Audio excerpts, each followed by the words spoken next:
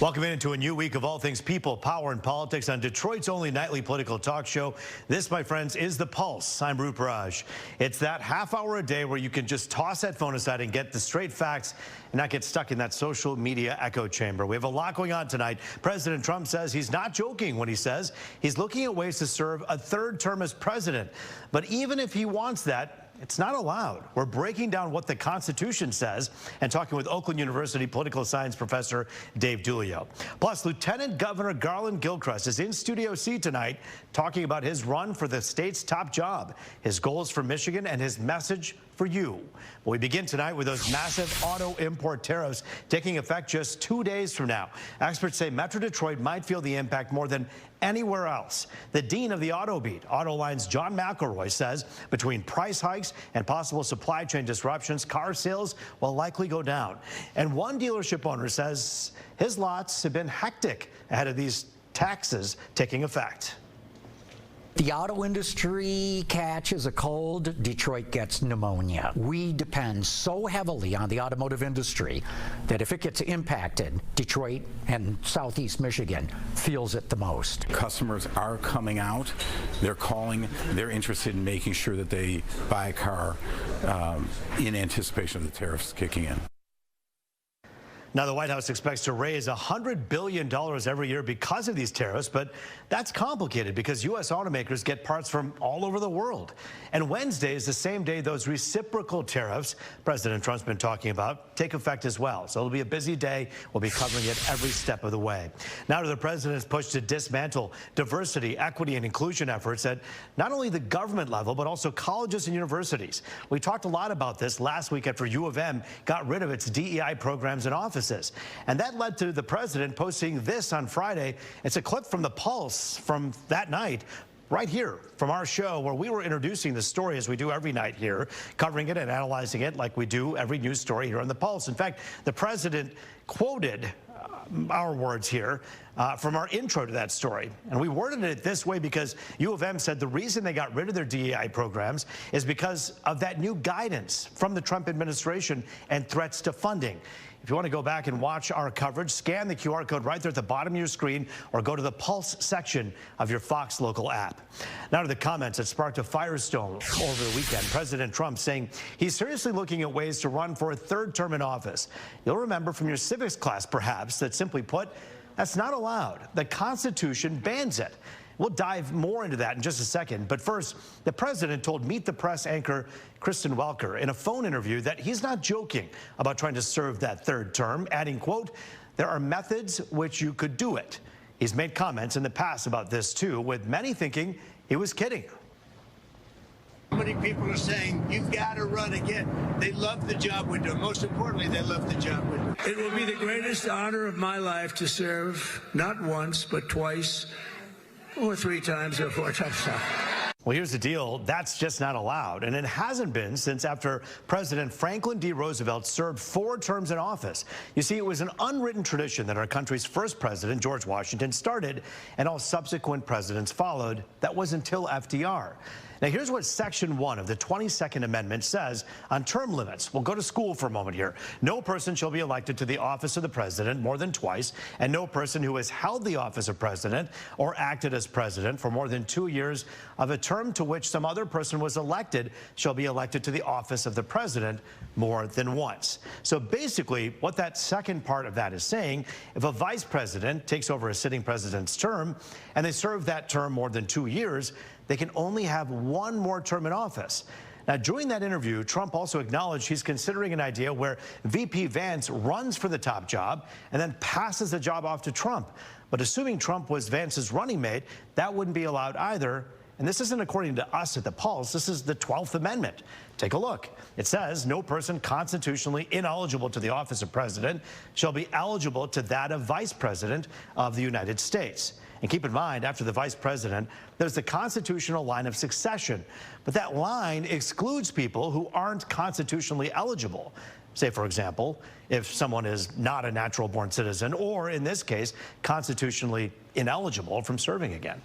Now, the only way to change that would be through a constitutional amendment, but you see, that's unlikely as well. Stay with me for a second here. That's because you either need a 2/3 vote from Congress or 2/3 of states voting to call a constitutional convention. That's 38 of the 50 states. 38 states would have to say, let's do this. Then 3/4 of the states would have to basically ratify that change. It's a story that had everyone talking over the weekend, though. Here's what some of you were telling me, and you know, this show's all about you. We want to know what you think. Pamela, thanks for writing in. You say 22nd Amendment means what to the Republicans? Mark says, dude is on a media troll level like no other. Bruce, he knows this, but is having a good time stirring up the Dems. And Lisa says, no, it's against the Constitution, and if you're okay with this, you're signing up for a dictator. Well, let's face it, constitutional issues are always complicated, and even though I try to explain it to you, let's face it, there's someone out there who knows how to do it a heck of a lot better. Our good friend, Oakland University professor for political science, Dave Giulio. Good to see you. Thanks for joining us here. Thanks for having me back. On The Pulse. All right, we're back. I guess if you were to say, like 3 weeks ago, we're going to be talking about this, we would say you'll be surprised, but I don't think anything surprises us because this is a president who's doing a lot of unconventional things, including this. Do you think that his advisors are telling him everything that we just learned against the big board there, and that he realizes that it's nearly impossible? Who knows, right? I mean, you mentioned it, right? We're in uncharted territories where we have such a unique political context and landscape right now. Donald Trump has broken the mold in so many different ways in American politics. This is just another one. I imagine that they have discussions about this, and my hunch is that they have a pretty good laugh. I think your viewers nailed it there with the troll job comment, and I think that it's also a distraction, right? Where they can put up these trial balloons or float this, and it distracts from other issues. Instead of talking about tariffs, we're talking about Trump running for a third term. Well, and I do want to talk to you about that because I think this president is masterful as a media man. And I think many people don't remember perhaps right away when they reference him as the president. This is a man who literally led the entire Apprentice show, worked with NBC producers to put on good TV. So the man knows how to do the distraction, and it seems to work.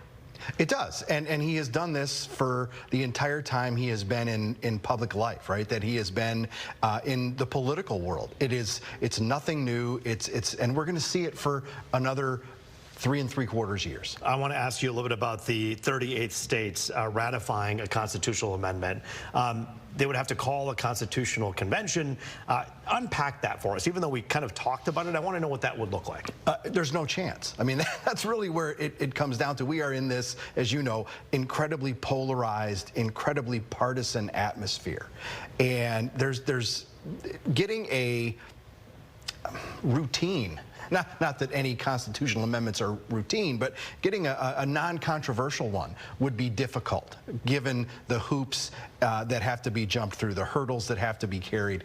I think that another element of this that nobody's talking about is that let's assume that he moves forward, right? But how do you get on the ballot as president of the United States?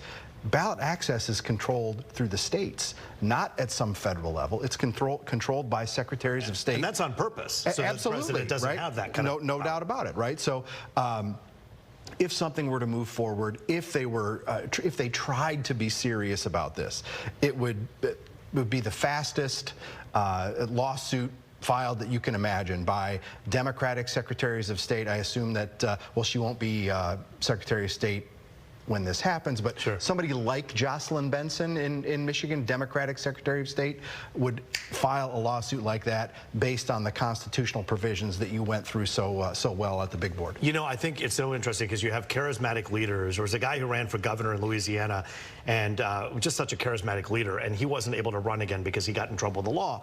And he actually said when he was in court, if I ran again, I'd win. And everyone in Louisiana was saying, yeah, I'd vote for you.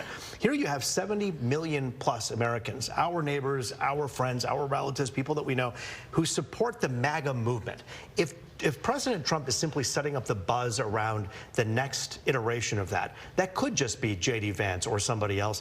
And perhaps if he was to endorse that idea, followers would go and say, yes, this is the person we should vote for? I think that's a big question for the next iteration of the Republican Party.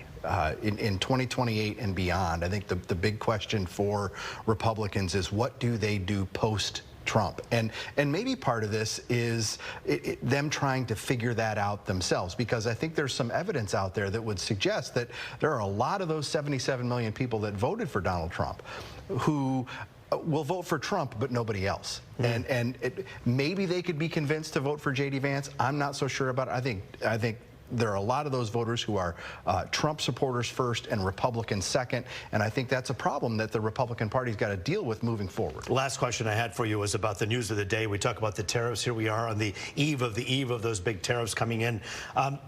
In terms of recession and the price of things, all the things that Republicans ran to say they would fix, we're facing potential for temporary, even if so be temporary, recession, inflation, other issues. How does the Republican Party justify that moving forward? I think they're stuck, right? I mean, and we've seen, even in some recent days, some polling come out, national polls that show that a majority of the public thinks that the White House, the administration, is not spending enough time focusing on lowering prices, on inflationary factors, and too much time on tariffs. So, right, they are sort of stuck between continuing down the path that they're on and maybe trying to change course to better connect with, better address the concerns of the public. But that's how President Trump won, was talking about the economy. No doubt about it. People's bottom line, but he's not running again necessarily unless he gets a third term, right, which isn't happening. Right.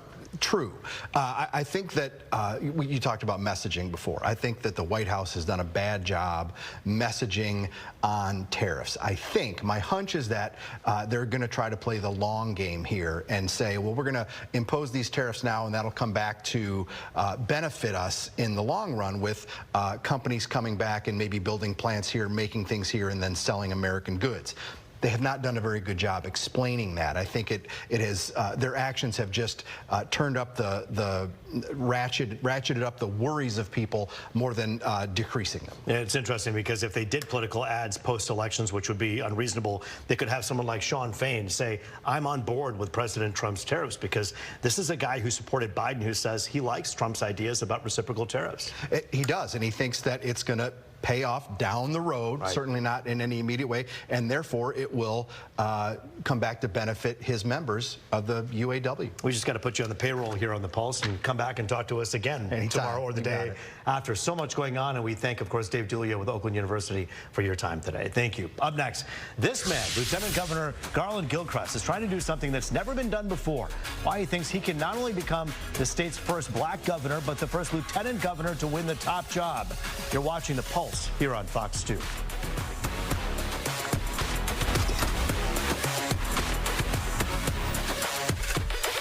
On The Pulse, looking at all things people, power, and politics, and joining us now to talk about his bid for governor, Lieutenant Governor Garland Gilchrist. And it's good to see you, LG. Thanks for joining us. Thanks for having me, Ruth. I want to ask you, begin by asking you the question. I mean, we've interviewed a lot of people who sat in this seat who want the job. And you're the one who's closest to the actual job that you want. How does that help you, would you say, to try to earn the respect and the votes of the people? Well, Roop, I'm running for this office because I'm an engineer and a problem solver. I think that people in Michigan are just hungry for results, and the fact that they haven't gotten the results they wanted fast enough, they want problem solvers to be in office, and that's what I've been doing alongside Governor Gretchen Whitmer. Super proud of the progress we've made over the last 6 years, but I know we have so much more work to do. I've spent time all across the state of Michigan, all 83 counties of Michigan. I've been to them 3 or more times, talking about how we can lower costs, talking about how we can expand access to housing, because I hear about housing in every community. That's why I pushed millions of dollars of funding to get 60,000 new housing units online. When people shared a problem with me, I've either found a solution or built a solution for them, and that's the kind of progress I want to build going forward. I got to ask you, though, you go all over the place. Here in Southeast Michigan, people are familiar with you because you're on television here a lot. I know you're on television a lot up north as well in West Michigan. But as an African-American man running for office for all Americans who live in Michigan, white, black, Indian, Middle Eastern, whatever, does your color help you or hold you back in other parts? People appreciate me coming and building relationship with them. It's why I spend so much time on the road. I think people want to see people who actually want to listen to them, understand what's going on. And then, yeah, a black guy from Detroit coming up north as consistently as I do to understand what their challenges are, whether it's housing, healthcare, internet access, or just frankly making groceries be a lot less. How quickly does the issue of race go away when you're having those conversations about people's bottom lines? It goes away really quickly because what they want is results ultimately. If a black guy can get them more affordable child care, they'll work with me, or more affordable pre-K or access to free pre-K for all of the people of Michigan. That's what I'm working on. They say, hey, this guy gets me results. They care about problem solvers and solutions more than anything else. I think it's such an interesting position that you're in on two levels that I find interesting. You're running to change the things that need to be changed in the state of Michigan, but you're also praising your boss, Governor Gretchen Whitmer. What are some things that she could have done better, or your administration could have done better together as a team in the past? Well, we've gotten things off to a fantastic start, laid a foundation for the future, a future of Michigan where people can come here and grow or to stay here and succeed. But Rupe, honestly, the biggest difference is that when I came into office in 2018 with Governor Whitmer, like the times were different. TikTok was a music app, Rupe. You know, people didn't know about artificial intelligence or large language models. The world is changing, and in these different times, it just requires a different kind of leadership. And so my sensibility is the problem solver and a solution builder. That is what's needed in this moment as things are evolving. We need someone who can bring stability, especially in contrast to the chaos, confusion, destruction, deletion that's happening from Trump and Elon Musk coming out of Washington. We need stability here in Michigan. I want to touch on that in a moment, but again, if you were not you and you were looking at the Whitmer-Gilchrist team, what would you say they could have done better in the last few years to make Michigan better? I think about it like this. So we have started on some progress. For example, I hear about housing in every community, that we need more affordable housing, we need more housing units to be built. I've pushed the funding to get 60,000 new units. We're still 140,000 units short. And so what people want is more. And I think Michigan has always been a place of possibility where ambitious people could do more things and get more done to remove the barriers that stand between people and that progress. And so this is about, we had to build on the foundation. We did it small now, we need to go big going forward. You did a lot of leadership when it came to the COVID response, specifically about how it impacted minority communities out there. How did that arm you to prepare for an emergency in the state of Michigan should one happen again? You know, the biggest thing that I learned from that experience, again, we saw in COVID-19 that the virus was killing black Michiganders at a rate of 5 times it was killing white Michiganders, similar for other communities of color. Well, we decided we didn't have to accept that level of death in our state. And that if we could make our response save lives in communities of color, that means it's saving lives in Michigan overall. But some people thought that was too hard to do. But what I learned in that experience, working with the 26 people who were on that racial disparities task force that I led, is that you can make progress when you try, when you commit to finding a solution, to finding the answers. If they don't exist, to build them. That's why we put forward 23 new neighborhood health centers all across the state of Michigan that are helping get people access to health screenings and access to medicine they can afford, lowering the cost of care and delivering better outcomes. Michigan's the only state that tried. That's why we're the only state that succeeded, and that kind of energy can help us going forward across the issues. I find the kind of energy that you have around President Trump to be a little bit different than that I'm seeing from Governor Whitmer. Governor Whitmer, in the last month, has spent 2 specific days in the White House, and one podcaster joked that she was elbowing her way to go see the president. She is clearly trying to create at least some favor from this president because she believes we have to work with this president. How do you differ from that? Well, Governor Whitmer is doing what she needs to do to represent the interests of the state of Michigan, and that's what the governor of Michigan's responsibility is.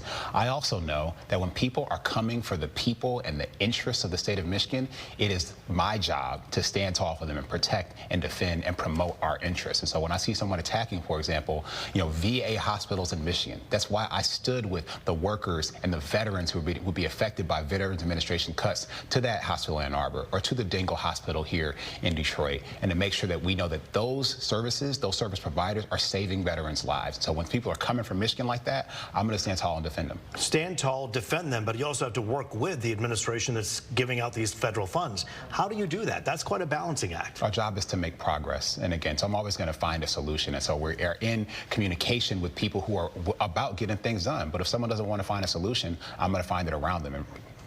So you show up at the White House, let's say you become the governor, and let's say President Trump is there, or someone like that is there, and you don't agree with the way they administer their policies. What do you say to them?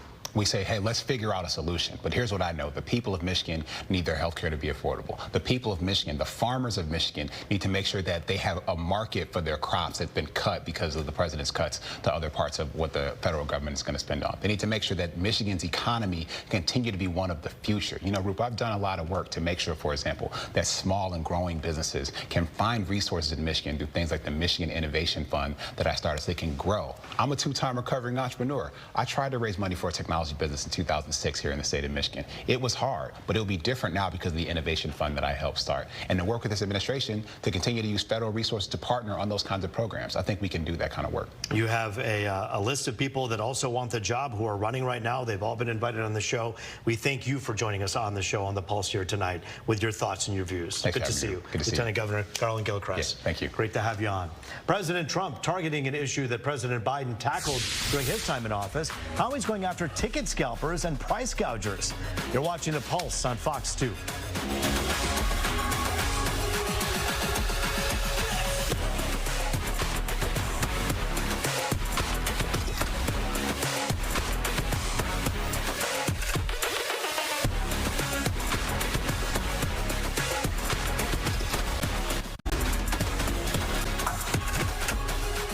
It is people, power, and politics. Welcome back to Detroit's only nightly political talk show. Look, we say it all the time, this news cycle is hard to keep up with. So let's get you up to speed with some of the big stories you missed during the weekend. Some big news, starting with one that might affect you as we get closer to concert season. President Donald Trump signing an executive order going after price gouging. He says it will not only curb scalping, but also bring what he says is common sense to the way events are priced. It orders the Attorney General and Treasury Secretary to make sure scalpers offering prices higher than face value follow all IRS rules. It also orders the Federal Trade Commission to make the whole process a bit more transparent. The policy is a crossover with a Biden administration rule targeting junk fees. Another Trump executive order is getting his administration sued. Two election watchdog groups sued over the proof of citizenship requirement, new mail-in ballot deadline restrictions, and other changes. Simply put, they say they're unconstitutional. Lawyers have said the rules might assert power they say he doesn't have over an independent agency, the U.S. Election Assistance Commission. And a federal judge blocking the Trump administration from dismantling the Consumer Financial Protection Bureau. That agency was targeted for mass firings before the court stepped in. Congress created it after the 2008 financial crisis, and it basically protects consumers from financial fraud and deceptive practices. The Bureau's chief operating officer says it was in wind-down mode after firing its previous director last month. And before we go tonight, we're taking a look at the tariff issue from across the Detroit River. Canadians will also be hard hit by these reciprocal tariffs. And tonight we're hearing from a Canadian tool and die business. The president says this will free the U.S. from foreign goods, but workers across the river, well, they're on edge tonight. We don't understand what's going to happen Wednesday at this point in time. There's going to be tariffs implemented. We just don't know at this point. That's one of the biggest problems we've had probably in the last, well, since November, is the uncertainty. It's slowed all of our quoting processes. Business that we hope to secure has been stalled. The president has said he'd be willing to rescind the tariffs if he can reach a deal with the countries involved. Well, that is The Pulse on a Monday night. Remember to send us your political questions, or if you see something on social media or on television, you don't know if it's true, just ask us to fact check it. Our team will do that. Just email us at thepulse@fox.com. The email is also right there at the bottom of your screen. You can just scan the QR code right there. I'm Rup Raj. As always, we'll see you tomorrow night. Have a good night.